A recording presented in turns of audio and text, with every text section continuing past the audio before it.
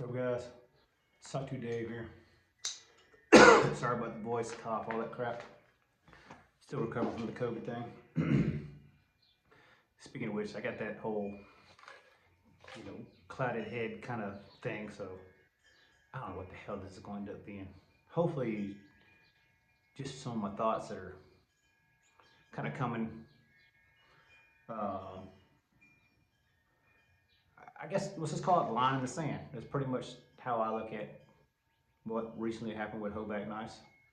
If you don't know, I'm not going to quote the man. I don't represent the man or his company. If you go to his Instagram, you can read it. More or less summed up. He didn't ever say his knives were 100% American made. It is what it is. More and more people are doing that stuff. There's a lot of people doing that behind closed doors and not disclosing it. He never said publicly as a business that his knives were 100% made in America. He has told me that in person at Blade Show eons ago, so should I hold that against him still? Probably not. I'm probably being kind of an asshole by even thinking about it like that, but I guess when a knife's sold at a certain price range, it's understood that it's American made. It's not understood that it's kind of partial. I mean, you look at Medfords, you're paying a premium for a Medford, right? Everybody complains about the price you pay for a Medford. But when you know what you get is 100% as close to American made as he can get. And he even has videos about he can't get bearings, like the actual bearings, not made in China. Nobody worldwide does that shit. Why is this important? I think the transparency of it is important to me, especially from Hoback, because he's supposed to be, well, not supposed to be, he is a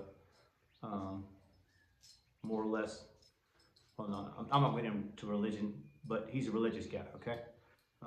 Whether that plays into your roles into supporting or not supporting somebody is up to you. I guess I just expected more from him, I guess, to put it that way. If you're selling a product for a premium, which is understood as American, and it was understood as American by all the buyers, I don't think any buyers for that amount of money thought they were buying a Chinese product or a possible Chinese product. And I guess that's the rub. You're not even going to tell us what parts are made where. At least Medford were like, hey, yeah, we can't get the bearings, sorry. But they're not like, yeah, we farmed out the scales, a couple blades, no big deal, y'all won't miss them. Like, he's not even telling you. And I don't give a shit, he tells me where. Like, he doesn't have to say, hey, I got the screws turned in Switzerland and I got this. I don't give a shit. The imported parts are across the board and I'm good with that. Like, some transparency. You don't want to give it. It's his business, his choice. It's also, as a consumer, your choice to either support or not support, buying or not buying. I guess at this point, I'm not buying. Matter of fact, I'm selling everything to do with Hoback, which also includes the Alpha Hunter Tactical.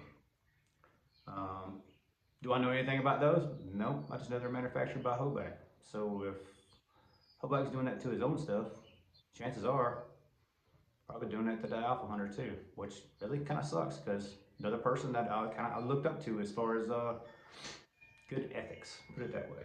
And I ain't saying one way or the other, it may not be. I just don't want nothing to do with the Hobacks at this point. Why is it such an insult to me as an American machinist to not have a product made in America? Okay, so this is going to go a little deeper. Try to be as well thought out as I can, but once again, I got that COVID cloud thing, so I see something shiny mentally, and it just kind of goes that way. So generationally, when I started in machining, the only way a senior machinist would show you something is when you had all your shit done, you did something for him, and it was on his time. In other words, he showed you when he felt like showing you. Most of the time, for me, when I was learning, which is the early, or I'd say mid-90s at this point, 94, 95 when I started machining, the guy I learned from was in his 70s. And you know what he made me do? He made me have his whole area. I have to have my whole area clean, all my work caught up, and have his area clean, and then he'd show me whatever he wanted to show me with the amount of time that was left in a lunch or a break. That's how I learned how to machine. That's how he showed me the next steps. Granted, like, you had to earn your keep. That's kind of the way it was back then. It's a different world today, everywhere. So it is what it is. But machinists made you earn their knowledge. It wasn't just given to you. It's a different world. I think the world of sharing the knowledge is great. Uh, what am I trying to get at here? So generationally, you lose these skills because they instill these skills in you at a point where if they're showing you this skill, you've earned this skill. You've earned the next skill, at least to them anyhow, to where it used to be. The guy that I learned how to machine from, he could build his own machines. He literally would drill a bank. You could take a cast, a piece of cast in it, and it would drill 5 holes all the way around it. Big gang drills, just wah, wah. He built this machine. Like, I'm 50, almost 50. I don't have a fucking clue how he'd build a machine like that. Like, honestly, I don't know. The dude literally just got the supplies, ordered the supplies, and built the machine. And it was used in production for the place I worked at the time. You know, that was a American corporation that did hydraulics at the time. And my main job at that place was welding and joining. I had a degree for it, and that's what I did. And basically, I learned how to machine my things that I was welding to ease the workflow up of other people. I'm going way too deep in this shit. I'm sorry. But that was an American company I worked for. I don't believe that American company even exists anymore. Why? Worldwide manufacturing. You know, Americans can't really compete in this worldwide manufacturing world. If we do, we're competing for pennies. It's just the way the economy goes. It's not anyone's fault. It's just kind of how it went. Back to what I was trying to get at a minute ago. I think you lose skill levels in every generation. And I think everybody can agree to that. You might could relate it to your field, especially if you're in some kind of manufacturing or skilled labor. There are some skilled labor stuff out there that are probably as good today as it ever was, but from what I can tell, manufacturing has definitely suffered a lot. What do I mean by that? So this guy Ray could make his own machine, and say the next generation he could make a machine, but not quite as efficiently make the machine, or maybe make a machine where it breaks down more, or whatever. Gets down to my generation, and I'm like, I don't even know how to make the fucking machine. I can probably fix the one that was broke, but I couldn't make another one unless I modeled it after that one. You know, so tearing down, kind of like skill level wise. How I relate that is more of when I started machining, it was all manual. Like we had a CNC that one person ran. That's it. This is in the 90s. This is in Atlanta. Was that common? Pretty much then. It was pretty common. CNCs were a thing. You could definitely learn them. You could definitely go to a CNC shop and do stuff, but it was less common to have a CNC job than it was to have a manual job in those days.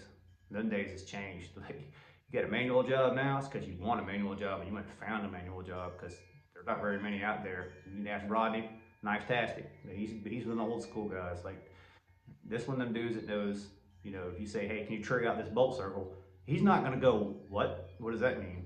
If you ask any of the kids that do CNC stuff to trig you out anything, they're not going to fucking clue what you're talking about. Or if they do, it's rare, put it that way. The majority won't. Sorry, man, it's that COVID shit still kicking. Apologies.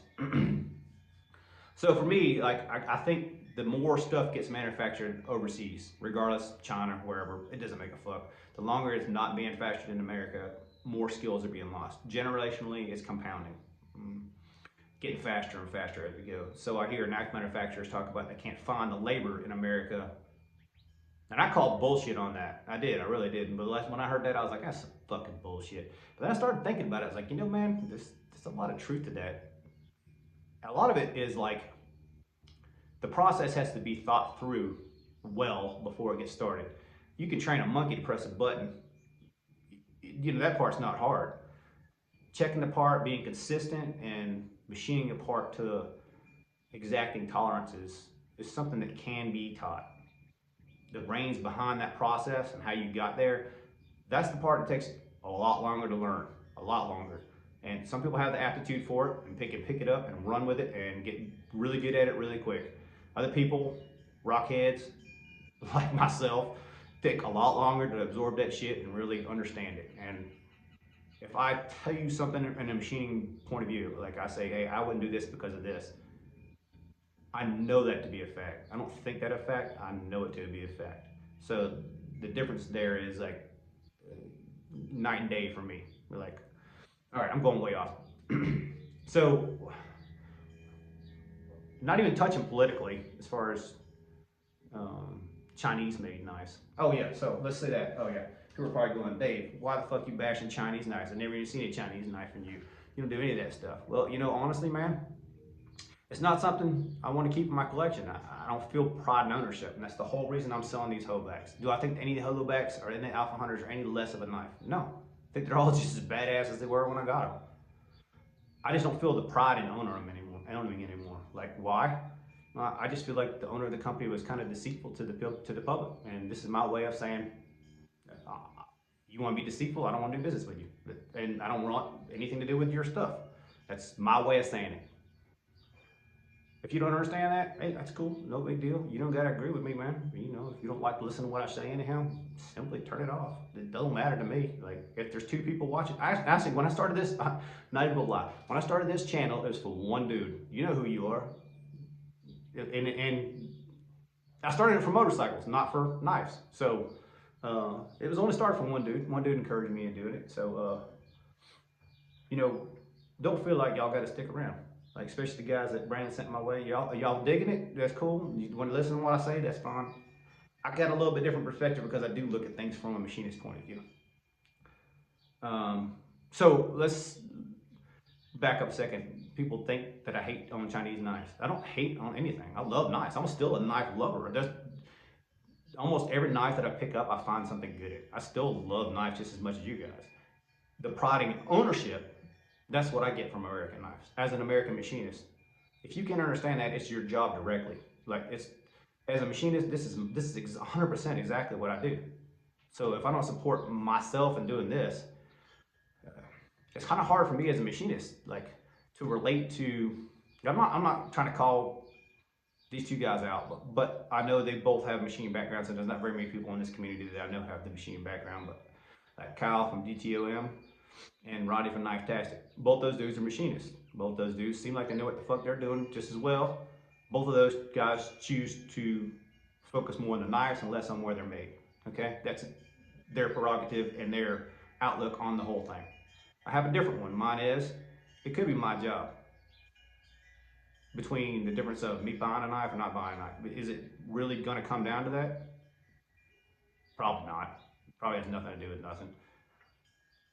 But it could. Very well could. It's directly my job. It's not like the shipping guy, or, you know, I've heard of people, you know, direct from China versus buying an American company that designed a knife that got it manufactured in China. Like, you know, there's steps to all this stuff. I'm not evaluating or undercutting anybody's thought process on that. But me directly, I'm the guy who sets the machines up, loads the stock in, presses the button, makes the part, inspects the part, passes the part on. That's my job. So why wouldn't I support another guy in this country doing the same thing I'm doing? If it's not me, who the hell is going to do it? That's my point, okay? That's my American-made line in the sand. So when you get a company like Hoback, which, you know, like, quite honestly, man, I can't find a flaw in that, especially like that Husky. I can't find a flaw in the damn thing. I can't find a flaw one. Like, when I saw that, I was like, man, this guy's got his shit together. If I find out that shit was made in China, dude, like, and honestly, it might very well be. It might still be American made. I don't know. But, like, when I got that knife, it made me so happy that I was like, as a machinist, I couldn't even find a flaw in it. Like, I can find a flaw, dude. Like, if you're a machinist, you can find flaws in things. But I couldn't find a flaw in that, man. Like, we're not talking about the design of the knife. We're talking about the execution that the machinist did to make the knife, okay? Just separate those two just a little bit. So it's a very prideful thing for me. So to back up to where I was alluding to a minute ago, people think I hate Chinese knives. I don't. I really don't. I never had handled a Reat knife or any of that other stuff. So Chris from Renegade EDC, I just seen the guy's videos. I liked his style. I liked how he's very blunt and to the point, and he gets direct with what he thinks he likes and don't like. I ordered one of his knives. It's just a gun leer, you know. It truly is 100% Chinese made knife. Did he bullshit about it? Nope. He told you straight up, coming from Riyadh. Was that a selling point to me? Nope, because I bought it knowing I gotta get rid of it. I'm not keeping it. Like, for all the same reasons. Does it make me a hypocrite for buying a product made in China and knowing I'm gonna turn around and selling it? It's going in the knife community. I mean, somebody else is gonna spend their money on it, right? I don't know. There's debatable. That all those situations like that kind of all debatable. Like, that kind of goes a little deeper than what I want to get in here today. I'm just kind of touching on the broad strokes of why I guess the Hoback situation kind of caught me off guard more than anything else. But for people who think I hate Chinese knives, I don't hate Chinese knives. I really do want to check this knife out and feel it. Is this 100% a knife that I would have kept had it been American? No, it's not, honestly. Like, there's things about this knife, and I'm not gonna go on a review or nothing like that because it's kind of pointless. But there are things about the knife I like and things that I don't like about the knife. Would I have kept it had it been American? I don't think so, man. It's just not. It's not a me knife, man. We all got styles that we like and dislike. Will I suffer an action of a knife or even the cutability of a knife just for a knife that I like better? Yeah, that's just kind of where I'm at in my knife collecting. Like, I guess I like what I like, and I'm unapologetic about it. Like, they're heavier, they don't cut as well. All the other things that most people say about the knife, that's fine. That's 100% accurate, but they're also 100% what I like. So buy what I like. Surprise, surprise, I come from a Harley background, and you can pretty much make anything you want from a Harley, right? You don't have to buy a Harley part to make a Harley. It's definitely more prominent in the early 2000s as far as that goes, but it's still very easy to do, you know, to build a whole Harley, and you don't even have to have an American-made engine in a Harley. In case you guys didn't know, as well, one in particular, RevTech, I think it's either Taiwan or Chinese, one of the two. But you can build a Harley-Davidson engine and transmission primary that's 100% not made in America. So I've been through this before. It's not the first time I've seen this style of, let me say, confusion from the American market. I guess let's put it that way. I can feel myself being older in thought process and how the newer thought process is different. So I know I'm one of the generations that are fading at this point. Less people give a shit or give a shit about different things. Put it that way.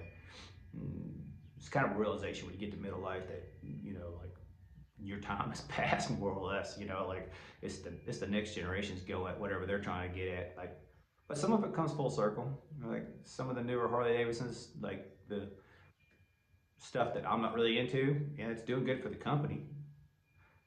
The company largely abandoned mostly what I thought was its core customers until lately. And then they're kind of coming back and starting to do things designed for more of the people in my generation. Does that make me want to go spend money with them?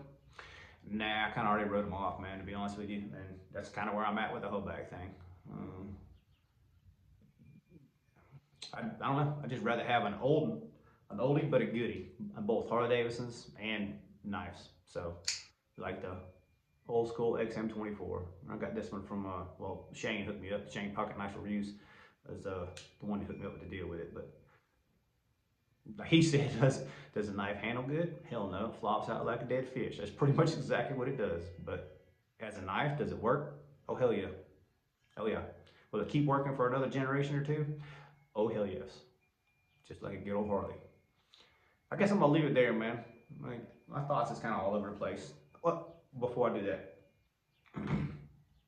I guess I'm gonna do this 24 hours. So you guys are dating on Instagram, don't know. This is the Alpha Tactical Warhorse, or Alpha Tactical Copper Apocalypse. I got this from my buddy Rocky. I don't really know shit about it other than what Rocky told me about it when I'm going honestly forgot. I got the COA of it, I got the pouch of it. This one's for sale. It's the most expensive of these three. And that's the Husky. Mine's the DLC Husky. It's for sale. Do I think any of these are less of a badass knife? No, they're still all fucking sick knives, dude. Chuck Nunface said he if I got a cash offer on it, to take his cash offer. Otherwise, I'm gonna send it to him, let him check it out. He's on the fence whether he wants it or not. But any of you guys want any of these three, or the React, which was Renegade EDC Gunganier. I could also have a DPX. I'll go over none of them today. I'll try to do a Sunday video too. Any of you guys want that stuff? I'm basically giving it to you Friday morning. I leave here Friday morning. They ain't coming back with me. I'm sending them somewhere. So if that means I want to send them with you, cool. If I've taught you before and I can trust you before, you don't have the money now, but you have the money later kind of thing, hit me up. We'll work something out. I think we're going to leave it there. I hope this made sense.